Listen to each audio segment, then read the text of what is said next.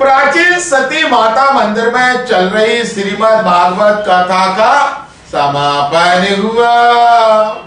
Sagartal Jalalpur road स्थित प्राचीन सती माता मंदिर पर 15 फरवरी से चल रही श्रीमद् भागवत कथा का समापन हुआ। इस कथा का वृंदावन धाम से आए पंडित जगदीश नंदन महाराज ने भक्तों को रसपान कराया।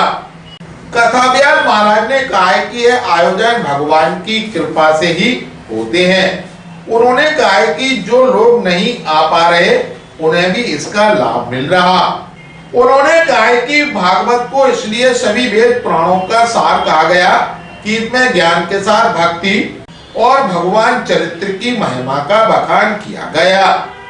श्रीमद् भागवत कथा के मुख्य संयोजक राकेश राठौर, संयोजक शिव कुमार राठौर, प्रभारी रामविलास राठौर, अध्यक्ष आज्ञाराम राठौर, पार्षद देवेंद्र राठौर एवं प्रवक्ता रामसेवक राठौर औजवार मौजूद थे।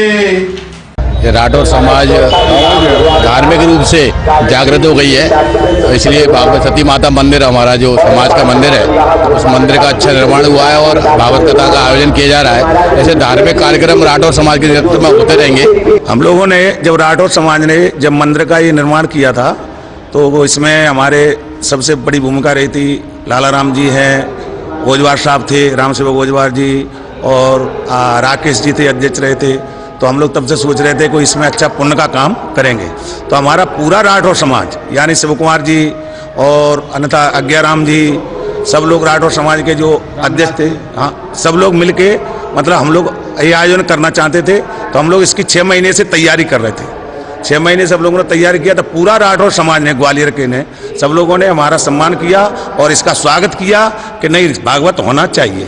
तो इसलिए हम लोग सब राठौर समाज मिलके हम भागवत करना चाहते हैं। असल में है क्या, राठौर समाज का एक छोटा सा मंदिर हुआ करता था सती माता का मंदिर, तो उस पर हमारे समाज के लोगों की नज़र गई और हमारे जो बुद्धिजीवी भी लोग हैं उन्होंने उसके बारे में जानकारी निकाली।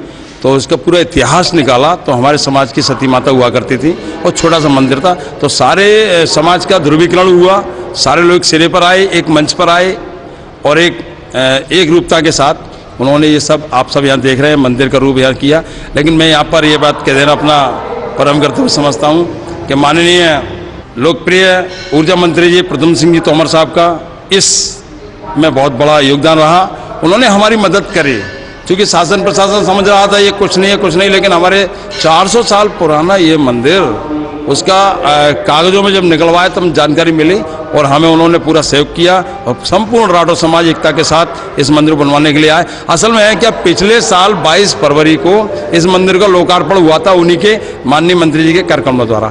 तो हमारे समाज के लोगों ने ये निर्णय लिया कि क्यों ना जब 1 साल होने को आती है तो 1 साल पर अपन भव्यता के साथ ये क्या बोलते हैं ये श्रीमद् भागवत कथा का आयोजन किया जाए। तो माता रानी की भी ऐसी कुछ कृपा रही तो उन्होंने बस हमने एक पोस्ट डाल दिए हैं समाज के ग्रुपों पर, बस मात्र एक पोस्ट जाती है और उधर से समाज के लोगों का जो हमारे भामाशाह दानदाता गण है, जैसे हम शिव कुमार जी हमारे सबसे आगे रहते हैं, सबसे पहले बोलते हैं तो क्या करना है, क्या होना है, कैसे होना है। हमारे राधा किशन पप्पू भैया हैं और हमारे और काफ़ी साथी लोग हैं, सिर्फ एक पोस्ट के ऊपर कहते लाइए करिए आप आगे आइए।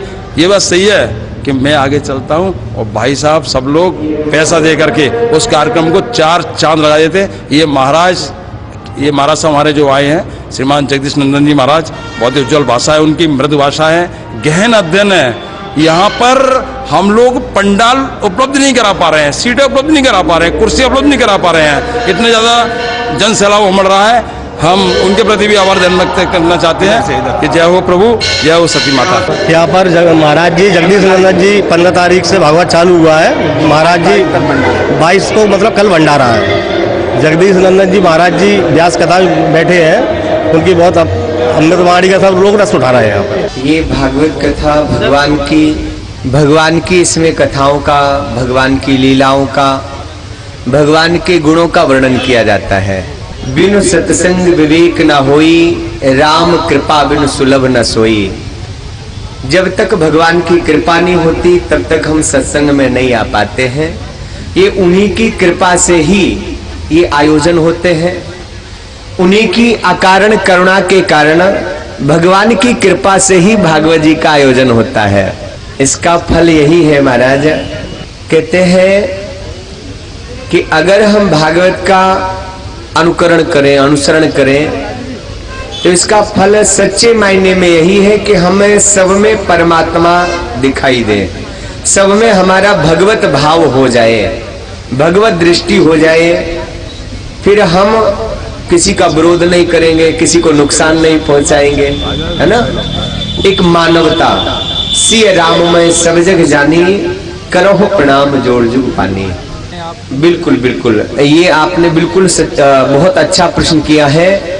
युवा पीढ़ी हमारी जो है ना महाराज, धर्म की ओर विमुख होती जा रही है, पाश्चात्य सभ्यताओं को हम लोग अपनाते जा रहे हैं। तो देखिए महाराज, हमारी संस्कृति एकमात्र भारत ही ऐसा है। हमारी संस्कृति जो है, बड़े भाग मानुष तन पावा, बड़े भाग से मानव शरीर मिलता है, और इससे भी बड़ा भाग है कि हमें इस भारत भूमि में जन्म मिला है। क्योंकि यहाँ जो संस्कृति है, हमारे भारत की जो संस्कृति है, ऐसी दुनिया में कहीं नहीं है महाराज।